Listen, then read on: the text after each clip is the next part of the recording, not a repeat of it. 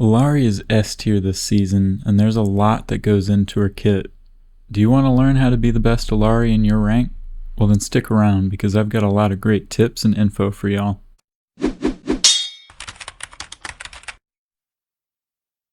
Welcome back folks. Today I thought I'd make an Illari guide, since my recent video on Illari did so well. In my opinion, Illari has been a strong support / DPS since her initial release. She's gone through several changes, but after her Season 10 patch, she is my favorite support. With that patch, Illari got an increase to her primary fire recovery time, making her shots charge up 0.05 seconds slower. But she did get an increase to her secondary fire heals, going from 105 to 115 per second.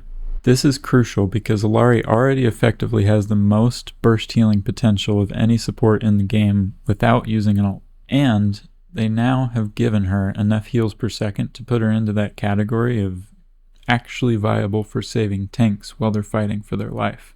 So first, let's start off with the basics. Illari Quispe Ruiz is a 250 health hero support from Peru. Her primary fire is a railgun, very similar to Sojourn's secondary fire. The difference is that Illari only needs to wait 1/4 of a second for her solar rifle to charge up, unlike Sojourn, who needs to shoot with her primary fire in order to charge it. It does 25 damage at a minimum and 75 damage at full charge, and close range of course. She also has damage fall off at a range of 30 to 50 meters.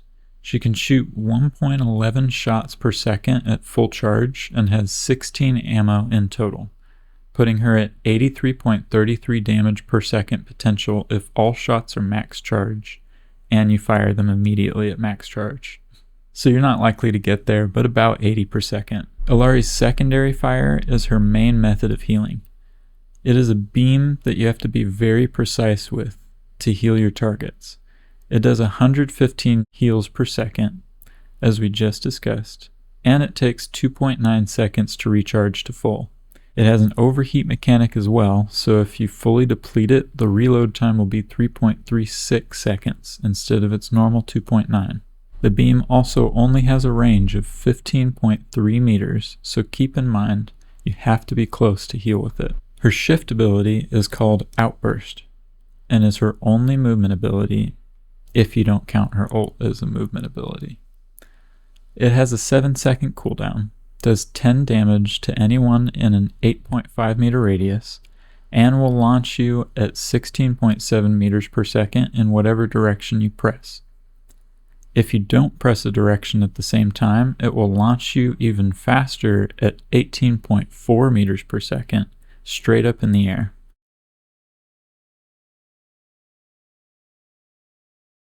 You'll want to use this to either gain distance towards or away from your target. If you're coming from spawn, it's smart to use Outburst to catch up to your team and use it towards your target being the team. If you're in a 1v1, it can also be a helpful tool to distance yourself from the enemy to get behind cover. Illari's E ability is her healing pylon. This is her secondary method of healing. If you aim and press E, Illari will throw her pylon and it will stick to whatever surface the end hits first.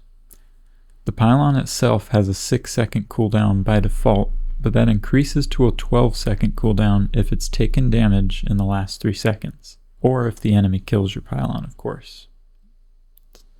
It's still damage. The pylon heals 30 HP over 0.45 seconds in bursts of 1.25 shots per second. So it shoots a little bit faster than a second. What is that, like a shot every 3/4 of a second, I'd say. The pylon's health was fairly recently reduced to be 100 in total, 50 health and 50 shield. It was 150 previously. Do note there is also a 0.8 second cast time in which Illari throws the pylon, and then another 0.8 seconds for the pylon to engage and start its healing. So there's a full 1.6 seconds from the time that you hit E to the time that it sends its first burst. The pylon effectively gives 37.5 heals per second, totally passively. Now for the ult, Captive Sun. This is an interesting one that took lots of people some time to figure out its mechanics. Its ult cost is 2,650 points and would take 8 minutes and 50 seconds to passively gain. It does an initial 5 damage for direct hits and 50 splash damage in an 8-meter radius. It then gives the unwilling participants a status effect called Sunstruck. This lasts for 6 seconds, and if anyone who is Sunstruck takes 90 damage before it is over, they will explode and it will deal an additional 160 damage to those who are stuck per se. This will also affect anyone nearby down to a minimum of 120 damage at a max radius of 8 meters. This probably doesn't need to be said, but I will also mention that Illari gets launched up into the air and can fly during her ult. But I'm sure you knew that. The only tip I really have for her ult is to use Outburst before you ult. It's not always necessary, but it will give you a big jump to start your ult, which will make it much harder for the enemies to hit you. Her ult can also be useful for zoning, essentially making your enemies so scared that they don't want to push. Just make sure there's not a Sombra around. For our first intermediate tip, make sure you're spacing out your shots with your primary fire. I see way too many Illaris spamming away hoping they'll hit a shot. It's much more effective and much more damaging to your target to take your time and aim your shot, and hit it when you know you'll hit it, especially because you should be waiting for it to get to max charge before firing anyway. The only time you should fire faster than that is if you hit a max charge shot and get someone down to, say, 20-25 health, which, by the way, is 1 full bar on the health bar, 25 health. Then you can fire a second shot in quick succession to lock in the kill. I recommend going into the training range and practicing the timing of her shots so it becomes second nature to you. The second biggest mistake I see Illaris make in ranked is not using their secondary fire healing and only relying on pylon heals. These are the DPS Illaris I was talking about. Remember what I said during the basics? Illari does 115 heals per second, and that can be fired for 3 continuous seconds. That's 345 heals in 3 seconds. The pylon only dishes out a measly 37.5 heals every second. There is no reason you should be ignoring low teammates in front of you when your beam is charged. It's actually better to try and alternate. There was a patch in the past that made it so Illari can now recharge her heals while shooting. So you can tap a couple shots off, heal up your teammates, and tap a couple more shots off and keep going back and forth. And you're not wasting any time. The next tip is, make sure you're hiding your pylon up high. This automatically stops any Rhines or Junks, etc. from randomly killing your pylon. It also encourages the enemy to push in further to find it and maybe even turn around in your face so they can deal with it. My last intermediate tip is just to simply ignore enemies that are far away. It doesn't matter if that's where their supports are. Illari's damage fall off will make it impossible for you to out-damage the other team's heals.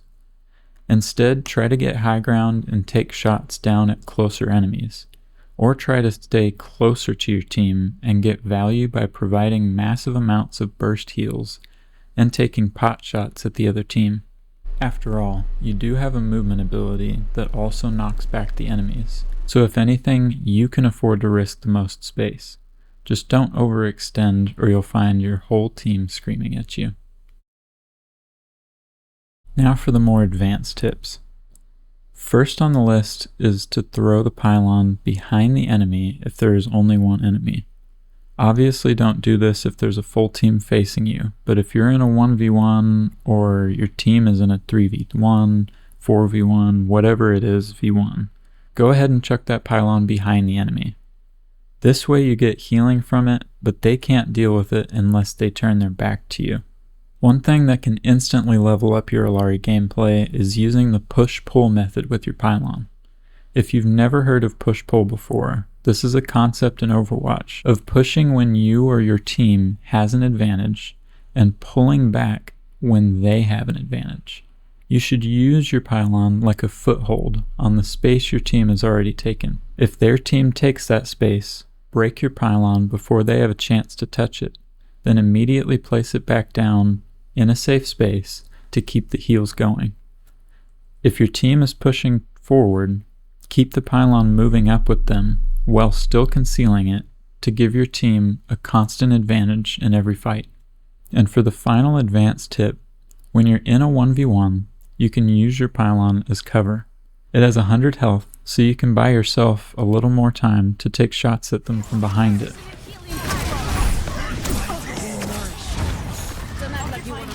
I hope you learned something from this, or at least that you enjoyed it.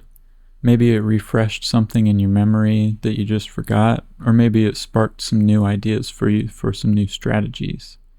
Either way, I'd really appreciate it if you hit that like button, and if you do like this type of content, go ahead and subscribe, because I will notice, and that'll tell me that this is the type of content that y'all like, and I'll keep trying to make it for you.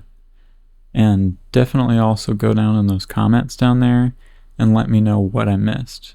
Give your advice, it could help a lot of people down there. Yeah, so